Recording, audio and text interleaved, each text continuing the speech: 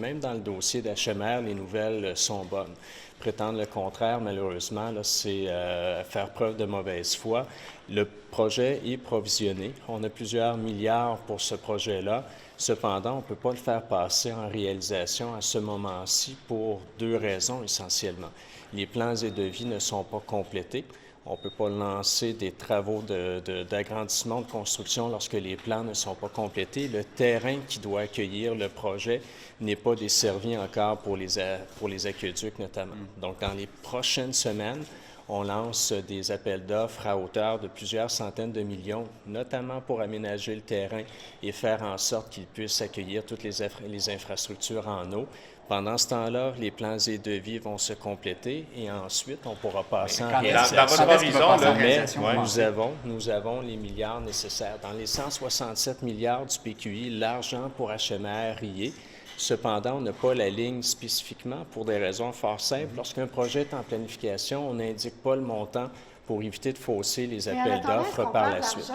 Pour ce qui est de l'échéancier, on est toujours avec l'échéancier 2036, donc le patient 1 sera accueilli à HMR en 2036 comme c'est planifié. Donc, on procède par étapes pour payer le bon prix, pour ne pas être embêté dans des tentatives de collusion. En fait, j'ai parlé ce matin même au PDG d'HMR pour justement lui préciser là, ces modalités-là. Lui-même convient que les plans et devis ne sont pas complétés. Je ne peux pas mettre en réalisation un projet dont les plans ne sont pas complétés. Ce serait procéder dans le mauvais ordre. Donc, la communication, elle est bonne, l'argent est au rendez-vous et le projet avance grandement. Et ce qui est dommage, c'est de vouloir inquiéter la population de l'Est de Montréal et pas uniquement la population de l'Est de Montréal. Il y a plusieurs régions qui sont desservies par HMR et on reconnaît entièrement l'importance. Pas la coalition. J'écoutais les oppositions encore hier dire que le projet n'avance pas. Moi, je suis allé parler personnellement à Paul Saint-Pierre Plamondon, je suis allé parler personnellement à Vincent Marissal, deux députés de ce secteur-là, pour les rassurer et vouloir faire de la politique susceptible d'inquiéter de la population. Moi, ça m'interpelle. Est-ce que le premier patient soit aligné en 2036? Les plans et devis doivent être déposés quand? Normalement, dans les prochaines semaines, si on parle d'échéanciers précis, on aura des appels d'offres très, très ciblés, je vous le disais, pour tout ce qui est de l'aménagement des infrastructures souterraines, pour ce qui est de l'aménagement du terrain.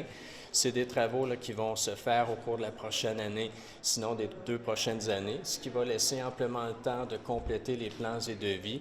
Et dans l'intervalle, on pourra passer en réalisation. Et lorsque les étapes se suivent dans le bon ordre, on paie le bon prix et on a le bon projet. Est-ce que vous reconnaissez une responsabilité dans le retard du projet? Parce que tu retardes le projet. C'est-à-dire, moi, je regarde, lorsque j'ai pris fonction il y a quelques mois, le projet était déjà bien provisionné. Lorsque le gouvernement a pris le pouvoir, les libéraux avaient prévu 25 millions de dollars pour ce projet-là. Or, c'est un projet de 5 milliards que les libéraux ne nous disent pas qu'ils avaient priorisé le dossier. Donc, nous, on le fait avancer de façon significative et dans le budget, j'ai les argents. On parle de plusieurs milliards de dollars pour pouvoir réaliser le projet dans les échéanciers convenus. Le ratio maintien